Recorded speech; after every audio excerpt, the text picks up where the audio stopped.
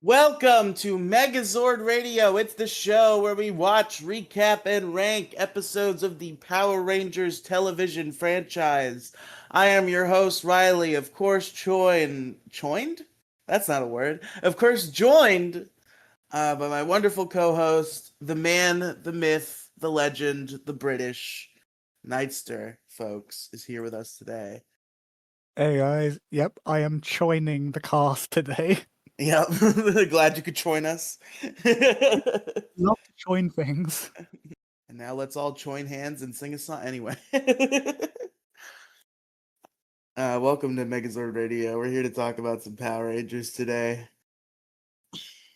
I Yes, just partook in a civil war, so a little bit is out of me, but I'm ready to talk about Rita's Seed of Evil once I pull up the article, which might be why I'm stalling. Okay, folks, Rita's Seed of Evil. I feel like I've been not saying the air dates of the stuff recently. I feel like I've been fucking that up. Maybe I just have anxiety, but I'm gonna make sure I'm doing it today. This episode aired February 7th, 1994. Written by Stuart St. John, directed by Robert Hughes. Wait a minute, February 7th, 1994. If I'm not mistaken, let's take a trip back to Doomsday, because this is interesting if I'm correct. Yep, November 1993. So this is after a 3-month hiatus, apparently. Oh. Which That actually kind of makes sense, because I did notice there were some subtle things where I could kind of tell it was like, welcome back to Power Rangers, boys. Like I could kind of feel that vibe. I was immediately suspicious that there was some sort of hiatus, and that is now proven correct. I mean, fair. I don't really sense anything, but It I'm was just bad like at the way in which they linger on summoning the Zords and like the Megazord, and just like actions that have become monotonous at this point being given the same amount of attention they were given when they like first started happening. Uh, okay, Yeah. yeah. I just pay no mind to whenever it's longer or shorter. Yeah, usually it's not really that big of a difference. Like sometimes they'll do an extended Zord sequence or whatever, but it's always like within a certain framework. Like it's either they do it this way and it's fast, or they do it this way and it's slow. They did it slow and in a slightly different way that like gave those things more of a spotlight. So I could kind of tell this was like, hey kids, remember how Power Rangers a few months ago? Now Power Rangers again. Yeah. But let's In talk short, about it. to that. Go ahead. What were you gonna say? I was just saying, in short, there's nothing else I can say apart from, yeah, that's just, There you yeah. go. Yeah. So Yeah. anyway, we start off at Angel Grove High. The Rangers are there. Mr. Kaplan is looking at their projects, and their projects are trees that they're growing for science. And it's like, okay, phase 2 of the project, we're gonna be putting them in the park and planting them.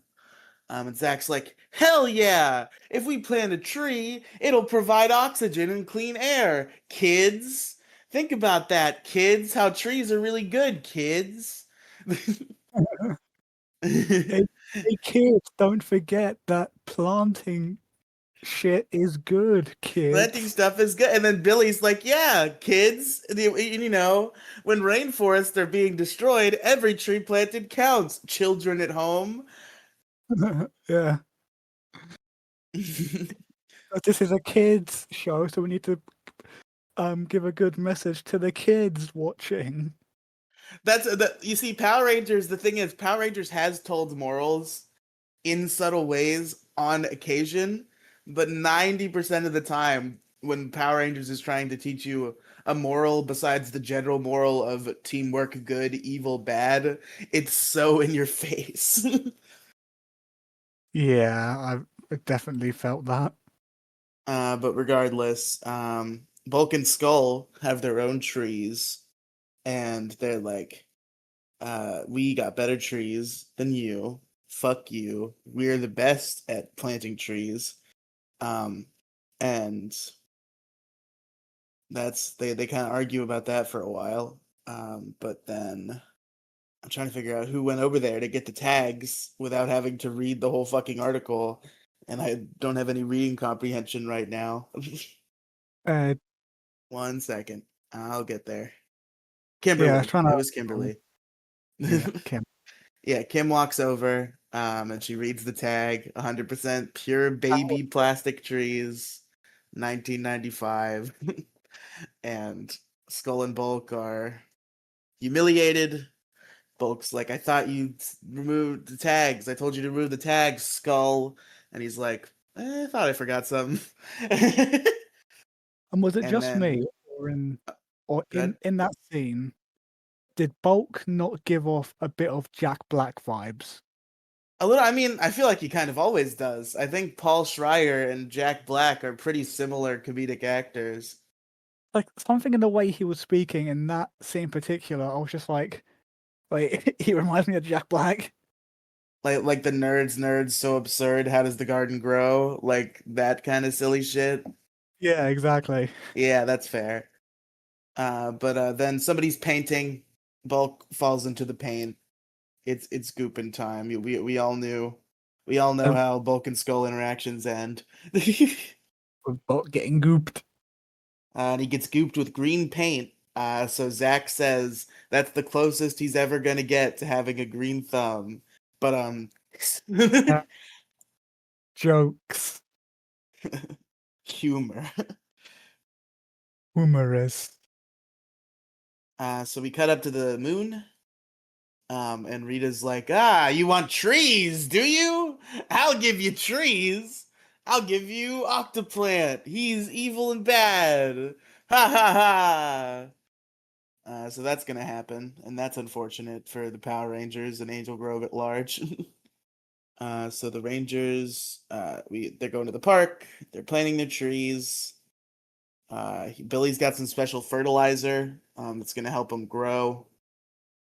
They all go, they start digging holes and planting seeds, having a good time, throwing a little dirt at each other for fun. Billy puts the fertilizer on there, and they're doing some good stuff, making some trees happen. Bulk and Skull are meanwhile trying to steal some trees, trying to steal their trees to have for themselves, so that they do good on the project, I guess. But those people are not the only people planting stuff, Nightster. Apparently, Lunk is also planting something. And Bulk and Skull show up. They see him. They get scared and run away. This kind of alerts the Rangers. And they see that he's there. And they're like, what the fuck is Lunk doing here? And then he's like, putties! And a bunch of putties show up. So putty fight ensues. Pretty damn good putty fight. This is one of those things, right? Where it's like usually a putty fight will happen, and like the shots won't linger for as long as they're lingering. Maybe they aren't trying as hard with the martial arts as they did in this particular putty fight. This is the welcome back putty fight. yeah, I did notice it was a, a particularly good fight. Like, I specifically loved the teamwork aspect of it. Like when Kim and Trini were flipping together and they linked arms and then bashed a putty or something. That was sick. Yeah, all that was really good. I was about to say Billy saving Zach, but maybe it was the opposite. Who saved who in that scenario? Do you remember? I think it was Zach saving Billy. That I'm sounds more. That sounds more like if you're. That sounds like the safe guess if you're guessing. But yeah, for it was a good fight. The putties are of course defeated. And squat, but almost used his Christian name. Lunk escapes. And the Rangers are like, that's weird. We should probably go to the command center to see if Zordon and Alpha know what's going on. So they do that. They teleport. And Zordon's like, observe the viewing globe. There's bad stuff going on. And Alpha's trying to figure out what's going on, but he's having some trouble. Billy helps him out. And meanwhile, Jason's like, I'm going to go back to the park. because I'm gonna see if I can like figure out what Lunk was doing there. Because there's earthquakes. That's what they saw in the viewing globe, by the way. They don't quite know what's going on with Octoplant yet. So Jason goes there. What's funny is Jason teleports there. We cut to Jason in the park, and then immediately I was about to say Gohan. What am I doing? Zordon just calls him right up and is like, "Actually, I know exactly what happened. It's Octoplant. You better get those seeds." So Jason tries to go get the seeds. Octoplant has already begun to grow. And when Jason tries to get the seeds, they have like a force field around them. So he can't do shit about it. It's real unfortunate for him. Yeah. And, it keeps growing and growing. There's nothing they can do about it. It starts attacking people in the park. It attacks Jason. And he morphs at some point during this exchange. But even then, he is being defeated by the tentacles. But the other Power Rangers see that this is happening from the command center. They morph too, and they save Jason from getting popped like a balloon by this plant tentacles. So Rita's like, "Man, they're gonna fucking ruin everything, just like they do every time. What are we gonna do about this?"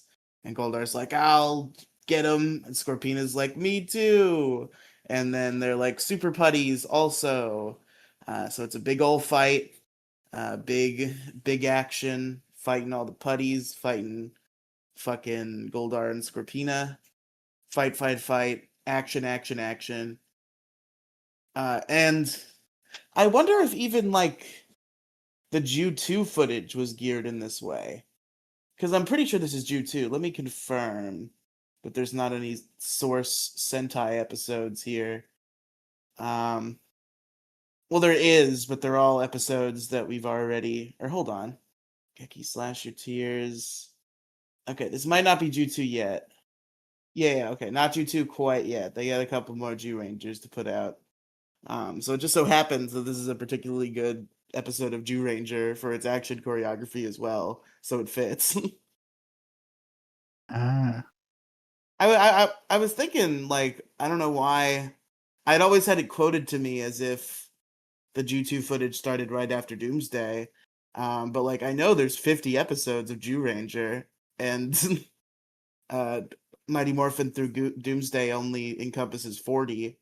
So I figured they had a couple more in the tank. There's probably some that are unadaptable because it's just like a giant Japanese man fighting the Megazord for whatever reason, because that tends to happen in Sentai every once in a while. Yeah. But assumedly they have a couple more in the tank. But regardless, Rita grows the Octoplant. It's now at full power. It's now a monster with a face. The Power Rangers summon the Zords with a sequence that we've never seen them do before, where they each like reach out and go Saber-tooth Tiger power, Triceratops power, Tyrannosaurus power. Except Jason there, because he doesn't do that. Oh, does he not? He just goes, "We need dinosaur power now," and Oh, then he says we need dinosaur power, and then it's Tyrannosaurus, and then they all go down the line. Okay. he doesn't even say Tyrannosaurus. It's just No, I'm dinosaur saying power. he says dinosaur power, and then Tyrannosaurus shows up, and then it goes to the other four, and then they do their thing, and their guy shows up. Yeah. So they form the Megazord. Megazord fights Octoplant, and Octoplant's real fucking strong. It could maybe even defeat the Power Rangers if it so tried. But unfortunately, it has vanity. It has an unfortunate vanity weakness. So it's looking at itself in the reflection of a glass, and it's like, yeah, I'm hot. Check me out. And the Power Rangers call the Power Sword, which they're calling the Mega Sword, consistently in both of these two episodes, and that can't be permanent because I do not remember it as the Megazord, and I've seen these 20 episodes. There has to be a point where they decide that's stupid, but it is a consistent choice they made for at least these two episodes. Yeah. So they call the Power Sword, not the fucking Megazord Power Rangers, and they murder Octoplant. And Rita is like, "Fuck, I lost again. God damn it! I have such a headache, etc., etc." You know, I don't want to say. I actually, this is a point. I don't know why I'm making it because I did like these two episodes. But I guess just in general, I have this kind of feeling about me where I'm like, I don't mind that there's more episodes necessarily, but it definitely does get like more like formulaic and monotonous than other seasons do that are not as long. Like they find ways to keep making it fun. The cast is likable enough that I can enjoy it despite its monotony, but it's like it's kind of feet draggy a little bit. Yeah. Like season 1 should have ended with Doomsday probably. Like I like these episodes, but if we went right from Doomsday to uh if we had gotten Tommy back right before Doomsday instead of a couple episodes after, and then Doomsday happens, and then we went right to the mutiny, that would feel like a more well-paced story. Yeah, I can definitely agree on that. But regardless, I did like these episodes, so I'm not upset they exist. It's just when it comes to narrative structure, these and the subsequent 18, besides the one where Tommy comes back, are a little unnecessary. Yeah, and that episode is only necessary because of Tommy. Exactly. We need Tommy back in time for season 2 because him being the Green Ranger is part of season two's plot. But that's like the last important thing that happens in this season. Yeah, Green Ranger. Which is not a spoiler for Nightster because I already told him that happens. I spoiled it a long time ago. Very I'm just exciting. I think we're only 2 Megazord Radio episodes away from that. I think there might be another like broken up situation. Let me look at the episode guide. MMPR season 1 episode guide. Why is episode 0 Green with Evil eclipsing Megazord? Google, that's not correct. I mean, I could just get the YouTube playlist. Well, I'm getting an episode guide. It's fine. It's not hard. It's just Google's episode guide specifically is stupid. I just have to click on one of the links. Okay. 49 and 50. For some reason, I thought it was 47 and 48, but I was wrong. Okay, so 43, 44, 45, 46, 47, 48, 49, 50. Okay, no, it works out evenly. So 4 episodes from now is when we'll be covering the one where Tommy comes back. Just 4 more episodes, and you almost never have to worry about no Tommy again. There's like 3 episodes that he's not in between when he stops being the Green Ranger and he starts being the White One, and that's all of the Tommy we're missing until he leaves in Turbo after Return of an Old Friend. Yeah. But regardless, folks, the day is won. The Power Rangers return to the school. They're congratulated on their great tree planting efforts. Oh, I never mentioned Bulk and Skull's bit for this episode. Yeah. So they're trying to steal the trees, and they're hiding in a porta potty, and they end up locking themselves in the porta potty, and they're trapped there. And then they get put on a truck that drives away with them. And then the next time we see them is in this scene, where they show up just covered in garbage and assumedly shit. And they're like, we deserve a fucking A after all we've been through for this project. And Mr. Kaplan goes to walk up to them and be like, Bulk and Skull, you're late again. What is wrong with you? And then he gets a whiff of them because of all the shit they're assumedly covered in, and he passes out. A boy faints. And the episode ends with a. I think no, this can't be the first time. This has to have happened before, but usually every episode ends with the da da da da da da da da, or some variation of that. But every once in a while, it ends with like a swell up of the Bulk and Skull theme, and that's always a fun change up. Yeah, And that's Rita's Seed of Evil. that was So indeed. Nightster, who's your favorite character? Uh, it was really, really hard to pick one for this character. For this character, and for this episode because not many of them really stood out. But I'm gonna say Jason because of his involvement with the seed and being the first one to fight the puddies and the monster. So for that little scene alone, I'm gonna give it to Jason. That's fair. How about you? Hmm. This is a tough one because I feel like kind of everybody did their part, and there was nothing that I felt that was particularly special. So given that, I think everybody was like pretty even in terms of character quality this episode. So I kind of have to make a choice based on something a little bit more arbitrary, which is fighting ability, because holy fucking shit, Zach went hard during that putty fight. Oh my god. It's fucking Yep. flying kicks everywhere. Fucking it's Zach. I'm giving it to Zach because man, I did not. I was unfamiliar with his game. I've always said that Jason and Trini were the only like really competent fighters in the season one Unmorphed fights. And I was unfamiliar with Zach's game. I did not give him the proper due because he fucking brought it today. Never underestimate hip hop keto.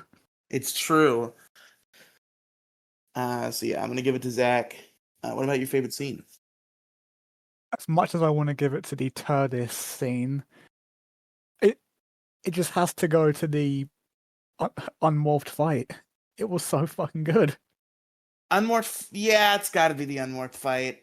Yeah, honestly, I was gonna give it to something else, so I'll give it honorable mention. But it is the Unmorphed fight. You're definitely correct.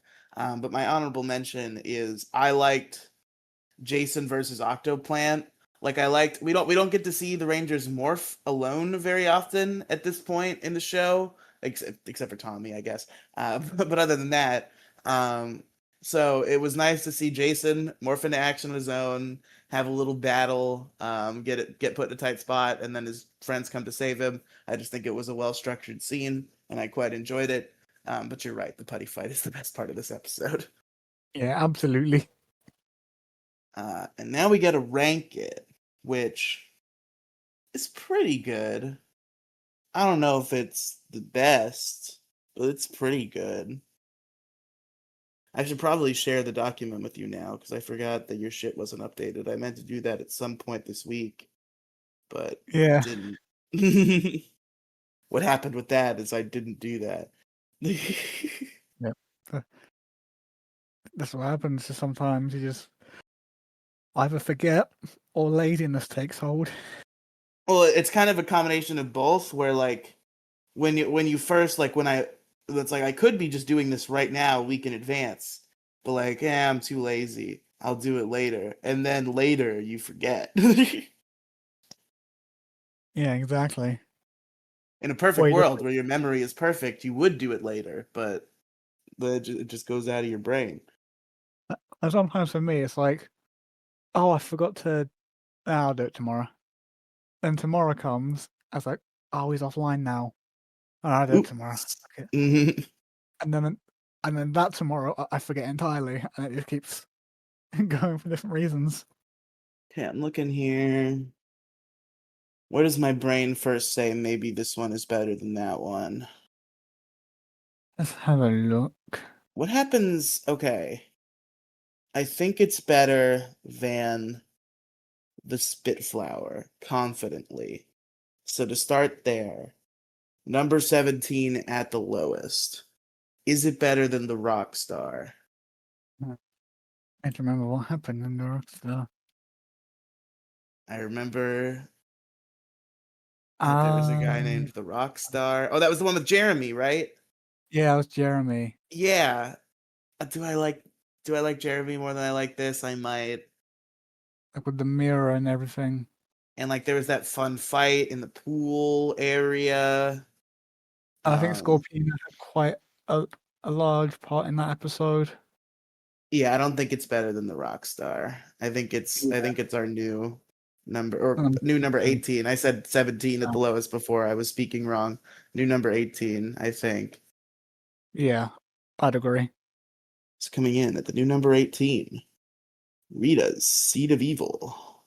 And now I will fix the numbers. I wish there was I guess there would be. It's called a spreadsheet. If I knew how to make one of those, I could put in elements or whatever that would fix the numbers automatically. But that would require me learning a new skill, which has not happened in a very long time. Do you want me to do it? I'm pretty fast at typing. No, because I didn't give you editing permissions. Because I only shared the link fast so you could see it. I'm almost done. All right. There we go. Next is a pig surprise, everybody. Aired February 8th, 1994. Written by Shuki Levy and Douglas Sloan. Directed by Robert Hughes. Our boy is back, baby! He's back. Finally. People Pudgy- gaslight me into thinking this episode isn't real. Crow royalty. Fucking go watch a pig surprise, idiots.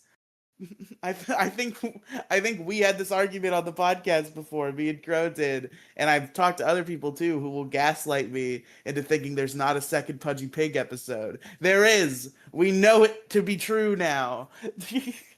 Talking about it right now, we're ranking what happened in that episode. Exactly. Well, not episode, but we're talking about the episode and ranking it among the others.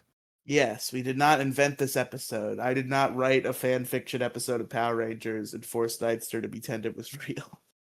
No, that's definitely not what happened. So we start in the park, and because the Power Rangers have to be doing a new Good Samaritan activity every episode, they're running a pet adoption drive. Yeah. So they got all sorts of cats and dogs and birds and ice and such. And they get a bunch of people, the little kids taking little dogs, and everybody's having a good time. And they get all the pets out to new homes. It's successful. But then an old lady shows up. She's got a pig. His name is Norman. And she's like, I need somebody to find a good home for Norman. And Trini's like, oh, he's so cute. And Kim's like, ew. Very, very rude, Kim. Kim is very rude this whole episode. Which there's a lot of things I like about Kim in particular in this episode. I guess this might be spoiling a later segment. Also, this isn't necessarily something I like or dislike, just an observation I made. Kimberly's really dressed like a child in this episode. There was a zoom out shot of the Power Rangers, and I thought for a second, why is there a little girl in the command center? I might need to have a look at that again because She's got like overalls and a pink dress. It's a normal outfit, but something about it just seems childish. And when I looked at it from afar, I was like, is that a little girl in the command center? Why? when did they get to the command center? I'm sure I can just look at it from the animal fed that they're in. What is YouTube not doing that thing for you where it shows you what's happening in the episode as you scroll? It is, but I can't find it.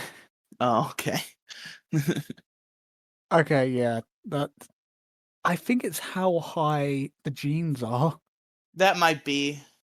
Yeah, the jeans are high. It's the overalls that are jean colored. And the kind of the way the pink dress ties it all together. It just looks like something a little girl would wear. It's not that it looks bad. She looks fine. I can tell it's her when she's up close, and I don't hate the outfit. But if I'm looking at it from afar, I'm like, is that a little girl over there? But regardless, Kimberly is not a fan of this pig. But regardless, the Power Rangers do agree to find it a home. Which, by the way, only 4 of the Power Rangers are here. I probably should have mentioned that because that becomes relevant right about now. Oh yeah. Because we cut to Zach, who is not there. He's running late. And he sees an old woman doing weird interpretive dancing in the forest. Like she's jumping around, she's skipping about what the fuck? And Zach's like, what the hell? And then the old lady, which is the same old lady that gave the other Power Rangers Norman, turns into a putty. And Zach's like, hey, you lost or something, Claybrain? And then he's like, no, I'm not lost. And here's 17 of my friends. And Zach's like, oh shit. Oh no. Oh no. Oh no, no, no, no, no. But he does pretty good. He does. Is this like the first time we see one Power Ranger not named Tommy Oliver truck a whole platoon of putties? At least for a while, yeah. Yeah, it's definitely been a while. If it did happen earlier in the show, it was way earlier in the show. So good on you, Zach. Yeah. So he takes out the putties. Also, she was holding a device, the lady. So he takes the device. And that's now he has that. What is it? We don't know yet. That's the mystery. So we I cut back still to the. don't really Oh, go ahead. There. I don't really understand the point of that device even now. Well, the point of. Yeah, you know what? What was the point? Because I know what it. I guess I know what it represents, but why though? I'm spoiling the episode because both of us have seen it, and I imagine most people who are listening to this have also seen it. The pig that the woman gave, no surprise, is Pudgy Pig. That Norman is Pudgy Pig, and when that device hits 0, he turns into Pudgy Pig. But he only turns into Pudgy Pig because Rita was like, "Okay, it's time for my spell." So if he turns into the pig because of Rita's spell, what's the device for? Okay, this is me having to do all the work for Power Rangers again to make it make sense. So it's still inherently flawed in that way, but I guess the device was putting out some sort of energy into the earth that needed to be there in order for the spell to happen. Possibly. But again, you have to do your own work there. You have to choose your own adventure.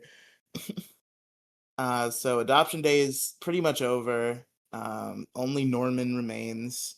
And the Power Rangers are still at the park. And Bulk and Skull show up. Are like, are we too late? Want a pet? And they're like, okay, here's this pig. And they're like, a pig? And like at first it seems like they're disappointed, and then their expression slowly changes, and they're like, awesome. Cool.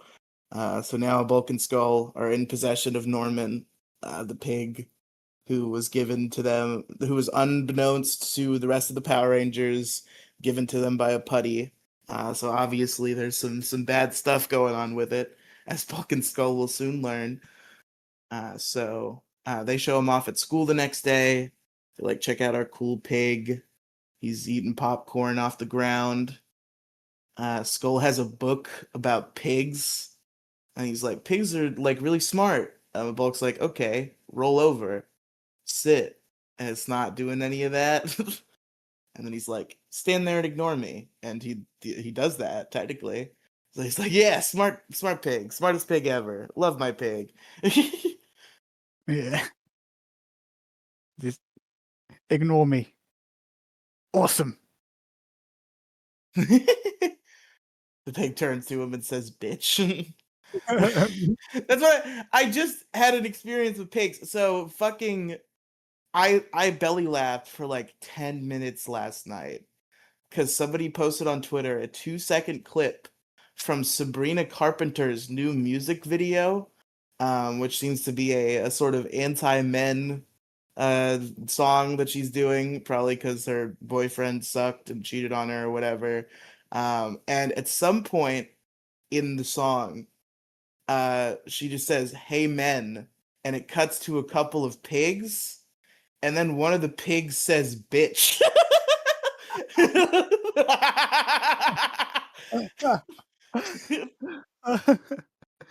And that's so fitting to today's episode. Yeah. Now I'm just imagining Bulk's like, "Stand there and ignore me," and Dorvin turns around and says, "Bitch." Bitch. But anyway, so Bulk and Skull, they love their new pig. And but the Rangers, they're in Billy's garage and they're now analyzing this device that Zach found. Zach has filled them in on what's going on. And at first they don't quite make the connection. But then Trini's like, "Hey, wait a minute. That putty, you said was disguised as an old lady, right?" And Zach's like, "Yeah, why?" And Trini's like, "Guys, Norman." And Oh they're shit, like, Norman. "Oh my god." And this is Billy, Trini, and Zach. Jason and Kim are not present. So they run back to school where Jason and Kim are. They fill them in. And Jason's like, "All right, you guys go back to work on the device, try to figure out what's going on with it. Because apparently it's counting down to 0, but they don't know when that's going to happen or what that will mean. So, yeah, you guys go back and look at the device. We'll split up and look for Bulk and Skull." So everybody's looking around. It's Billy and Trini go back to the lab, and the other 3 are looking for Bulk and Skull. And they get back to the garage, they look at the device, and then they're like, "Hey, it turned off." And that means it's probably done. So the Power Rangers have yet to find Bulk and Skull. They're at the juice bar, which really should be one of the first places you look. They got a big sandwich. And a cute girl is like, "Oh, he's so cute. What's his name?" And then Skull says Bulk, which I like. Bulk's like, "Not me, the pig." And she's like, "Oh, Norman."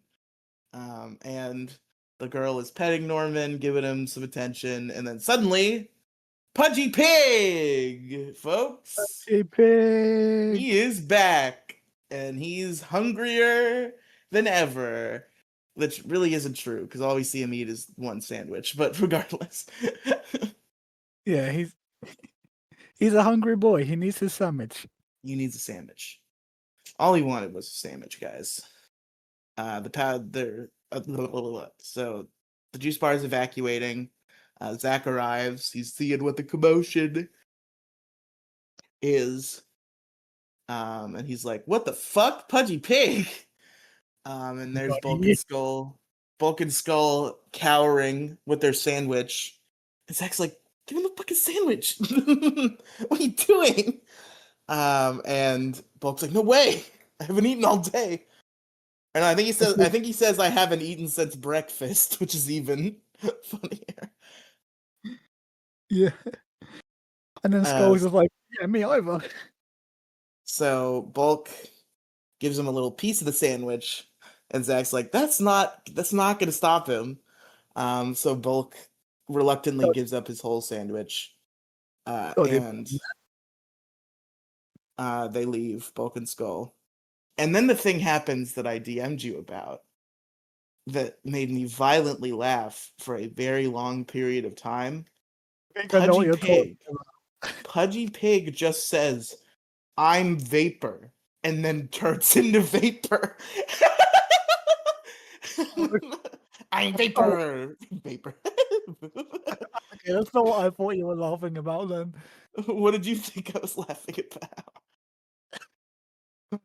Something that made me just break was when Pudgy Pig was at the farm. Oh yeah, we'll get there, but that's good too. That's funny too. But this is what really got me. Is just like, why is that one of Pudgy Pig's abilities? And why would he just say, I'm Vapor? It's just so silly. He's just like, I'm Vapor, and then he's Vapor. Which is it's a lie, though, because when you said I'm Vapor, you weren't Vapor. You became Vapor afterward. Think about that. Food for thought. The Pudgy Pig is more interested in food for his mouth. So he vapors away. The Power Rangers go to the command center. And Zordon's like, you gotta fucking kill Pudgy Pig. And they're like, we can't. It's a normal pig named Norman. And he's like, oh, okay. You probably just make sure he doesn't run free then, because then he'll eat the whole world's food supply. You guys remember how this works. So the Power Rangers morph into action.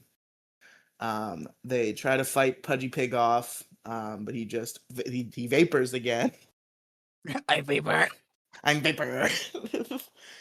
And they're like, oh shit, where did he go? And Zordon's like, he's at a farm. And the Power Rangers teleport there. But then they split up to look for Pudgy Pig. This is when it becomes American footage. I'm pretty sure their previous fight with Pudgy Pig is just the same Jew Ranger footage we already saw in the original Pudgy Pig episode. Just again. But this time it's fully American footage as the Power Rangers split up and search for Pudgy Pig on this farm. And eventually they find him trying to woo a female pig with a mating dance. And that's what made me break up to laughter, because he just like, hey, baby girl, you want to make some bacon? Like, he actually says that. You want to make some bacon? Oh, I think he says we'll make some great bacon together. That broke me. I love you, Pudgy Pig. I was crying from laughter on that bit. I love Pudgy Pig so much. So they're like, okay, he's not gonna do anything. He's just gonna keep trying to fall in love with the pig, because if he's a real Rita's monster, he would not be in love. So he'll just stay here with his pig, until we figure out how to turn him normal. But then Zordon's like, hey, he was just a distraction. Now Goldar's out there, and Scorpina's also there too. And the Power Rangers go there. They fight the putties. They fight Scorpina, and then they call the Megazord to fight Goldar.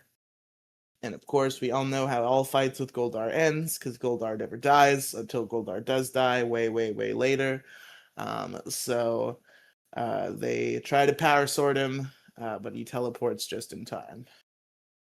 Yep. Pussy. What a bitch. He who fights and runs away lives to fight another day. Was that from Green with Evil? Is that when Goldar and Scorpina did that bit? It might have been. Because it must have been around that time. It's just like I remember it so deeply. I feel like it might be associated with an important episode where Goldar and Scorpina are fighting the Power Rangers, which does happen in Green with Evil. And then the Power Rangers get one over on them, and they're like, he who fights and runs away lives to fight another day, and they teleport away. Yeah. I think that was Green with Evil. That makes the most sense. But regardless, they go back to the farm. Billy has rewired the weird device, and it turns Pudgy back to normal, which allows Norman to live his new happy pig life with his new pig wife. And yep. And they'll make great bacon. Gonna make some great bacon together. Or I hope not. Now that they've adopted this pig to a farm, that's kind of what happens to pigs at farms. So I hope this is just a nice guy farm where he has the animals for fun. Yeah. And let's hope that Pudgy Pig isn't made into bacon either. Yeah, no, well, the original Pudgy Pig is already bacon. He's gone. Yeah, like Norman. Hopefully Norman does not get made into bacon. So they go back to school. Miss Appleby is absent, so Mr. Kaplan's teaching the class. And he's like, I've got a special lecture, and I've got a live specimen. This pig. And I thought it was going to be Norman, but it was just a different pig. and now Bulk and Skull are afraid of all pigs, which seems illogical. You already had that pig on set. How you conduct this joke is he got Norman from the farm, and Norman walks in, and that's why Bulk and Skull are scared. If it's just a random pig, it doesn't really make a lot of sense. Maybe Bulk and Skull, because they're the idiots they are, just saw what happened and now think, oh yeah, pigs have been hiding this ability to become monsters. I guess that is the implication. Bulk and Skull are just terrified of pigs forever now. Yeah. And that's a pig surprise. So, I know I said earlier that Kim was going to be my favorite character, but I was not giving proper consideration to Pudgy Pig. Yeah, I was gonna say, like, it's gotta be Pudgy Pig, hasn't it? Like Kim had some good snark this episode. She had a good little arc where she grew to like the pigs. But overall, I gotta give it to Pudgy Pig. Yeah, same. There's no question. If I had to give it to a ranger, it would be either Kim or Zach, but it's got to be Pudgy Pig. 100%. Pudgy Pig. Favorite scene? I'm gonna give it to I'm Vapor. just that whole scene. I liked Pudgy Pig terrorizing Bulk and Skull for the sandwich. Zach being like, "Come on, dude, just fucking give it to." Like I liked that whole scene in general. That's what I'm gonna give it to. I am gonna give it to. Oh, we'll make some great bacon together. Yeah, that's fair. just for the sheer fact alone of how the hell did they get away with that? Yeah, that's a little. It's a little was, racy for this shit for this kids show. that was a very, very clear implicated sex joke. Yeah. How did they manage? Yeah, it's fair. But okay. I'm immediately aiming a little bit higher. I think this is thoroughly better than Foul Play in the Sky. So let's start there. Is it better than A Bad Reflection on You? Oh, A Bad Reflection on You was a good one. It was a pretty good one. And this was a pretty good one too. You know, it's like Pudgy Pig is definitely more iconic than Twin Man, but like the like punk Power Rangers and like that whole concept was fun. And you know me and my Evil Rangers. You do like Evil Rangers. That they do fight Evil Rangers in that episode. That's true. I can go either way on this, so I'm gonna leave it up to you. Oh, great! Thanks. Leave the choice between evil, cool punk rangers and the hilarious Pudgy Pig up to me. Ah, fuck! I can't decide. They're both good in their own ways. I think like Bad Reflection on You is more action good, but this one is more fun good and still had pretty good action. And I kind of value the fun a little bit more. Yeah, I guess that is more important in this show. So I think I'm gonna say it's better than A Bad Reflection on You. Then we get to Wheel of Misfortune, which is the school play episode, which is the definition of fun. So I don't think it's better than that. Yeah, it stops with Bad Reflection. So coming in at the new number 12, A Pig Surprise. And that's our episodes for today, Nightster. Pretty good set. We haven't had a bad set in a long time. There were a couple, I promise you, Nightster, there were a couple of bad sets in the early days. The Mighty Morphin has really figured its shit out. Yeah, I'm glad to be on the like semi tail end of this. Yeah, we Crow Royalty got to suffer through the bad episodes, and you get to waltz in once they're all good. Which, by the way, me and Crow Royalty are on better terms now. They probably will be on this show at some point soon. I think we're gonna have them on for Putty on the Brain, which if I'm not mistaken, is part of the first set of season 2 that's not the mutiny. Like the intro episode where Lord Zed shows up is Putty on the Brain and Wannabe Ranger, which is one of my favorite episodes. So that's going to be a fun one. Yeah. But regardless, I might actually double book a guest for that one. I don't know. I got big plans. That's an important episode to me. It was a one-off that doesn't mean anything to the plot. But I had it on VHS as a kid and I really liked it. So I have there's a couple episodes like that of Mighty Morphin that like I know I'm gonna be biased when we're ranking them because they were so important to my childhood. Because, I just had what I had on VHS. So I was watching the same 4 episodes of Mighty Morphin Power Rangers over and over again. So I have particularly fond memories of those episodes. And the first one of those we encountered was Green with Evil Part 5, which there was no argument there that Green with Evil was the best episode anyway, or at least one of them. And then there's a couple in season 2 that are more like fun one-offs that people who did not grow up with them might see as mostly innocuous, but are extremely special episodes to me in my heart. Yeah. So it's going to be fun when we get there. But anyway, let's look forward to what's going on next time. What are the next 2 episodes? We got Something Fishy. Ooh. I wonder if there'll be I wonder what kind of monster it'll be. I wonder. And Lions and Blizzards.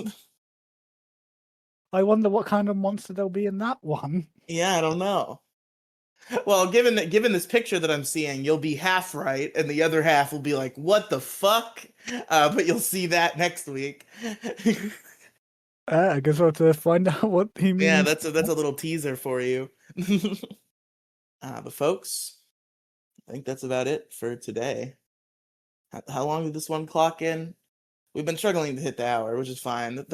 Listen, this is about 40 minutes of material. Really, it's a miracle to be able to talk more than the actual show gave of content total. And we're usually pretty good at that, at least. Yeah, 57. We're just shy. We'll be fine. Yeah. So Nightster, where could our listeners find you? Well, you can find me on my solo channel, Nightster, or you can find me, Riely, and some other friends on our collaborative channel, Toku Thrill, where we talk about Power Rangers, Super Sentai, Kamen Rider, and sometimes Ultraman.